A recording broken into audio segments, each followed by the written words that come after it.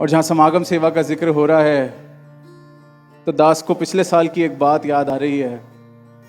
Morning सेवा समालखा में पिछले साल पहली बार शुरू हुई तो दास को भी इनकी कृपा से सेवा पर जाने का अवसर मिला। तो दास कोई अनुभव तो नहीं, ना कोई ऐसी समझ कि किस तरह से क्या करना है, पर कस्सी चलाने की कोशिश कर रहा था अपनी तरफ से। तो थोड़ी कुछ मिनट बीते, 10-15 मिनट, तो देखा कि हाथ पर छाले पड़ने शुरू हो गए हैं।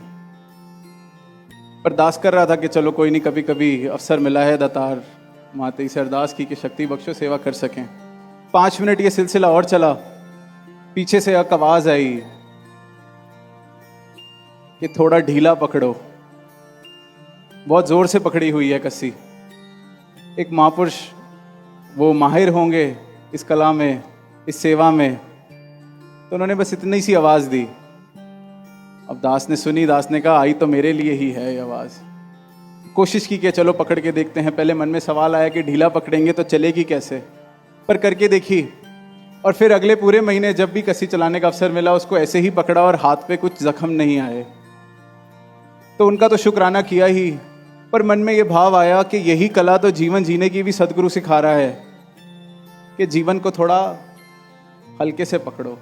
इतने जोर से पकड़ के रखोगे तो दुख, संताप आना ही आना है, जख्म पड़ने ही पड़ने हैं।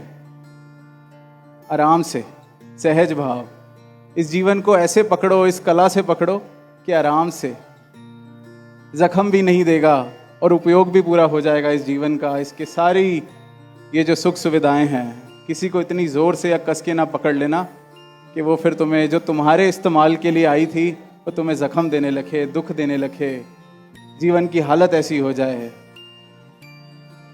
तो ये जीवन जीने की वो कला सिखा रहे हैं। इनके गुरसिक और भी जीवन में उसी कला के साथ कितने और फायदे हैं वो सिखा रहे हैं। तो समय की तरफ दास की नज़र जा रही है। अंत में बस यही कहेगा कि अगले हफ्ते से सेवाएं भी शुरू होनी है। तो जो दास की तरह अनुभवी नहीं है कस्सी चलाने में, तो उसको हल्के से पकड़ें ताकि जख्म ना पड़े।